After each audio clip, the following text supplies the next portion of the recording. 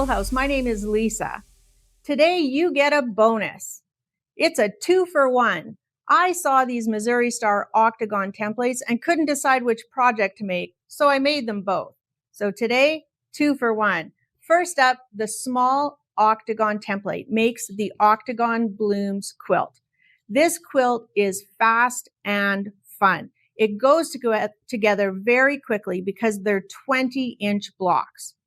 The fabric you require for each block is a 20-inch background squares and 8 identical 5x5 squares. So for this quilt, which I made 3 across and 4 down, I bought 0.3 meters of 6 different fabrics. So my blooms repeat once, but it used all the fabric. 3.2 meters of background fabric, 1.2 meters for my border, 0.6 for binding, and 6.2 meters of the hot fix adhesive. Yes, my blooms are fused on. Watch the video, see how I make it, then come back and I'll show you a bonus project you can make using the small template. Here are my 6 print fabrics and my background. For supplies, I found my rotating cutting mat absolutely necessary. I put a new blade in my rotary cutter. We're doing a lot of cutting and through paper and multiple layers, so do yourself a favor and put in a new blade. We'll need the small Octagon template from Missouri Star and hot fix adhesive. I also found during my project that I used my Big Easy ruler. That's the 12.5 by 24.5 inch Creative Grids ruler, and my 20.5 by 20.5 inch square ruler. Plus, I just happen to have the Quilter Select 10-inch square ruler. That was really handy, but you could use any large square ruler or your Big Easy for cutting squares. All right, let's get going. Cut your hot fix adhesive into 6 10 by 40 inch pieces. I took my prints and gave them a nice press so there were no creases, but I didn't cut them to 10-inch strips yet. Just press them nicely. Fuse the hot fix to the wrong side of your 6 prints. Take your time and follow the directions. Hot fix takes 30 to 40 seconds to actually adhere to your fabric. And then you want to allow it to cool before you do any further cutting. Take your fabric strips with the hot fix attached and cut them into 10-inch squares.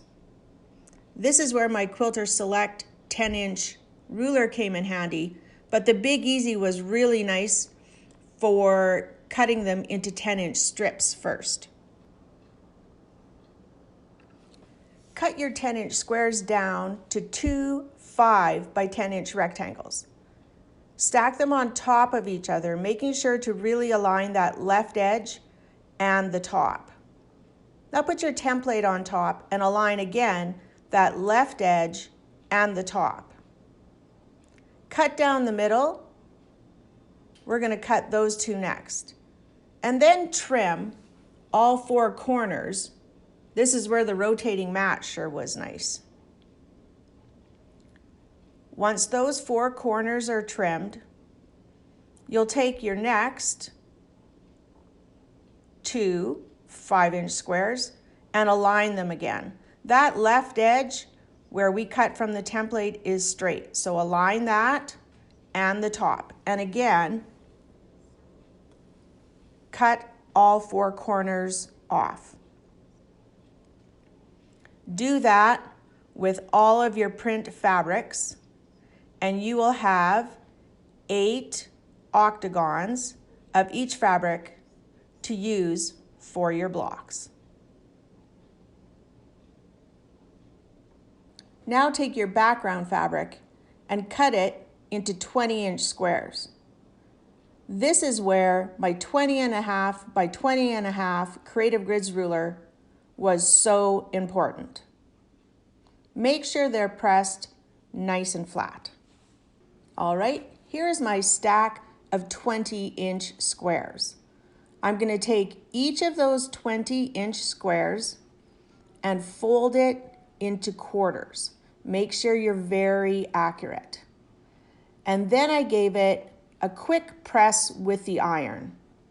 You need those creases. We're going to use them to line up our octagons. In the video, I'm doing this on my cutting mat. I only did that once. For the rest of my squares, I'm right on my ironing surface, so I don't have to move it after. There are the creases I'm going to use to line up my octagons. Now I just started by laying them out and lining them up with that center crease and then the crease on the bottom. If you spend some time with that first one, getting it pretty straight, you don't have to do much moving around after. I did watch a little bit how my print lined up, but I didn't spend too much time. You'll see here, I didn't like what that top one looked like, so I just shifted it.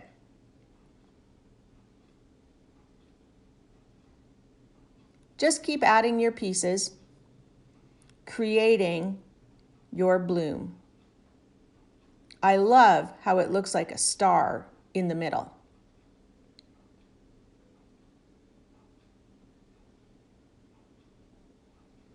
Once you've laid down all 8 pieces, you'll have to do some fiddling. Doesn't quite line up. So just move your pieces around till everything lines up. Your goal is that there are no gaps in between your octagons. You don't want that background fabric showing. So just keep moving and fiddling things around. Once you have it perfect, if you were on a pressing surface, you would simply press them down. Remember, hot fix takes a while to fuse. Here are my blocks, all laid out. It took some moving around to make sure it was balanced and I didn't have the same colors together. Try taking a picture and changing it to grayscale, or take your picture in black and white. It helps to show you value instead of color. Well, here's the bonus project. I thought, wow, that kind of looks like a Christmas wreath. So I made a block that I'm going to use to make a cushion cover. So you simply make the exact same block. We have the printable template down below in a clickable link for you to add the bow. Here's a close-up of my Octagon Blooms. I washed the quilt when I was done because I wanted to see what happened with the hot fix adhesive. I know I told you in the videos to make sure you press really well and take your time, and I wanted to see if I did. So when I was done, I noticed 2 or 3 little corners like this one that didn't quite adhere. So I missed this one. I just took those corners to my ironing board and I pressed them down again, and then they totally adhered to my quilt. So I love hot fix and I have no problem using it on a quilt and not stitching the edges. Having said that, when you look at my wreath block, I really like the contrast of that satin stitching on the outside, and I think a dark green on here and a dark sea foam on here would have really made my blooms stand out. So if I made this quilt again, I would do a satin stitch around the outside and around the inside, but not on these seam lines. But I'm happy with the hot fix, and I would definitely make this again. I also added a border to my quilt that wasn't in the pattern, and I like that.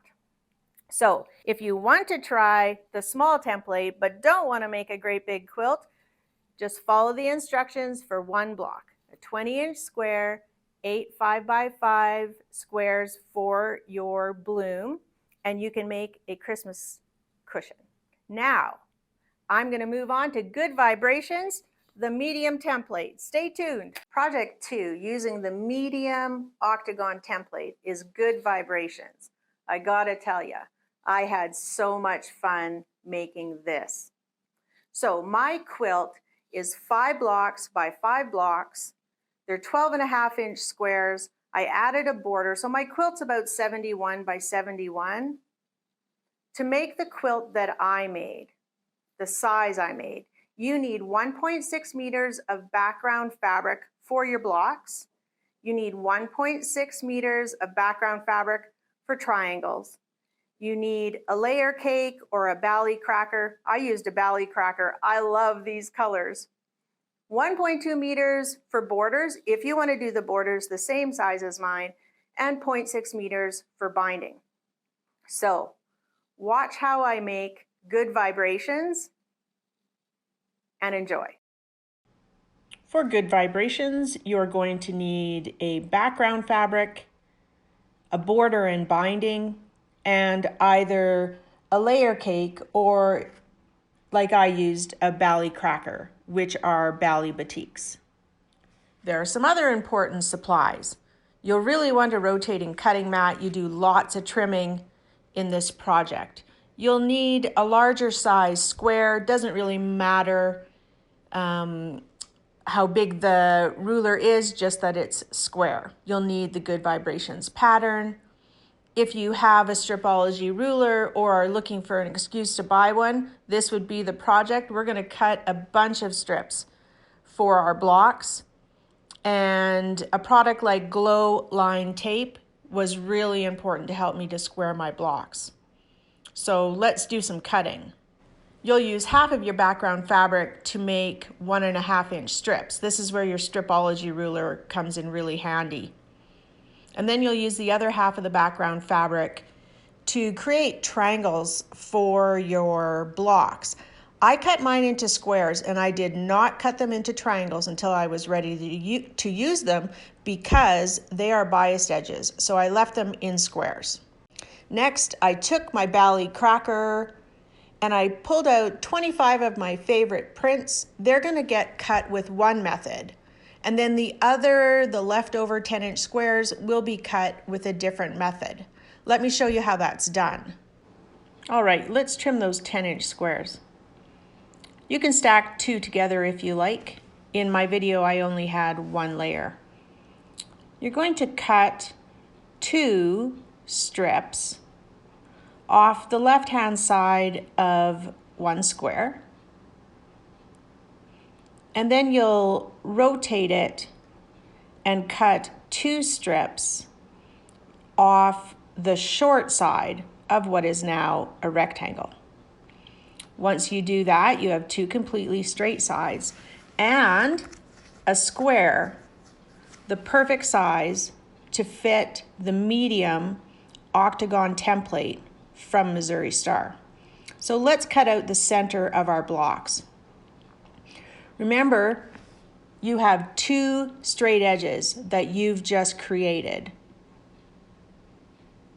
So I'm going to line up my template on those 2 straight edges. Trim the corners and be sure to trim the edges if they need it. Bally crackers and layer cakes are often not perfectly square. Once you trim all the edges and those last 2 corners, you have the center octagon for all of our blocks. Now take the rest of your 10-inch squares that we're not using for the center of our blocks, and you're simply going to cut the entire 10-inch block into strips. You wouldn't really need your rotating mat here, but I had it out, so I just used it. Once I got into the groove, I stacked up more than 1 square, just making sure to align all of the edges. We're going to use these strips when constructing our blocks. After you cut the last strip, you do have 1 little wasted strip that we won't be using. And now we're ready to put our blocks together. Now we have everything cut. We've got background strips and background squares. We have our center octagons plus the long and short strips that we cut from those 10-inch squares. And then we have all the strips from our other 10-inch squares. It's time to make some blocks. Take your shortest length strips and cut them in half. That makes them the perfect size to add to our center octagons. I made sure not to put the same color strip with the same octagon. It wouldn't really matter, but why not take a minute and just don't match that first strip with the center. Add a strip to one edge of your octagon. Then continue adding strips on all 4 sides of the octagon. I did chain stitching. It's way faster. Let me show you how fast it is to cut your chain stitched blocks apart with the blade saver cutter. So I've got my blocks all chain stitched together, and then I can just quickly snip the threads in between my blocks with the blade saver. Saves lots of time and goes really quickly. Continue adding strips until you've sewn on all 4 edges of that octagon. I did pull a couple of my long strips because some of those fabrics are completely different, and added them in just for variety. Once you've sewn pieces on all 4 sides, press it nice and crisp.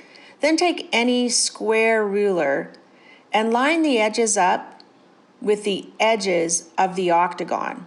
We're going to square up our blocks as we go so that they stay in shape through the whole process. Now cut on both sides. Using your rotating mat, you can just rotate your mat. Replace your ruler, again, lining it up with the sides of the octagon. We know that's straight because we cut it straight with the template. And so we're squaring up our block as we go along. Repeat this for your 25 blocks, and then it's time to add some white strips on the next 4 sides. To add the background strip to the 4 sides of my block that haven't been stitched on yet, I opened up my strip and laid it on my sewing machine bed, and then placed my block right side down. And I simply stitched one block after another onto that strip. Here's what it looks like when they're stitched. I simply took my rotary cutter and cut them apart. And then I repeated for the opposite side. When both sides were done, I pressed those strips out. It will keep them out of the way when sewing on the next 2 sides. To do the next 2 sides, it was easier to cut my background strips down to the correct size and then just add them, 1 to each side. Then press your background fabric out, and it's time to trim. Next, we're going to use a square ruler to continue squaring up our blocks as we go. I put my glow line tape at the 1 1/4 inch line. That is the width of my colored strips. If we square up as we go, we'll have nice square blocks in the end. So line your glow line tape up with the seam line between the octagon and your first colored strip and trim those white tails off. Here's what your block looks like after it's been trimmed. Our next step is to add another round of colored strips on the same side that you added them last time. I made sure to keep my colors random, not to put the same fabric against the same fabric, and I even paid a little attention to mix up my oranges, purples, pinks, and teals so that they weren't really touching each other. Add a colored strip to all 4 sides. Once you've sewn on your second round of colored strips, it's time to square it off, just like we did last time. Use that glow line tape at 1 1/4 inch. Your strip seam lines should be 1 1/4 inch. Trim on both sides. Then you're going to add another strip of background fabric, and then another strip of colors again. So you will have 3 triangles of colored fabric and 2 strips of your background fabric. Let's square up that last round of colors. Again, use the 1 1/4 inch line on your ruler, line it up with the seam line of your background strip, and using a large ruler, I've moved up to my 12 1/2 inch ruler, I'm able to trim off my blocks just like we did in the other steps. Here is our block just before we add our background corners. It is nice and square because we've squared up as we went along. Take your background squares that you cut, stack a few together, and cut them on the diagonal. That's the biased edge. Be careful not to stretch them when you're sewing and working with them. Take your block and finger press a crease in the middle of the side in your background strip. Here's what it'll look like. Now take your triangle and on the longest edge, again, finger press a little pleat. We need to center these triangles on the block. Here's what it looks like. Now, stack those 2 pleats together. Here's what it looks like on your block. Add a triangle to all 4 sides of your block. Here are the blocks with the 4 triangles sewn on each side. Look how the points all meet in the middle. Those triangles need to be centered. Press the triangles out. The triangles are oversized, so we need to trim. Blocks should be 12 1/2 inches, and mine are, but there's a little bit of waste. I had to go back to the pattern to check. The colored strips finished for round 1 and 2 are 1 inch, but for the outside colored strip, they're only finished at 3/4 of an inch. It was a little confusing. So to square up my blocks, I used the 1 inch line on my ruler and lined it up with the seam line between the outside 2 strips. That will leave us with a finished 3/4 inch outside strip. And then my blocks were 12 1/2. I could have made them bigger, but I followed the instructions. Trim the right and the top sides, then flip your block and trim the other 2 sides. Here's the squared up block. It is nice and square. Now things will line up as we sew our blocks together. Find a nice big piece of floor and lay out your blocks. It took a while and some moving things around till I didn't have 2 fabrics touching together and had it nice and balanced. Again, I like to take a picture and change it to grayscale and just make sure that the value of my fabrics are nice and balanced as well. I hope you enjoyed learning how to make Octagon Blooms, the bonus wreath, and good vibrations. There's a 3rd template, a large size, but you don't have all day to watch me making videos. So thank you for joining me for Schoolhouse, and I hope you try one of the projects.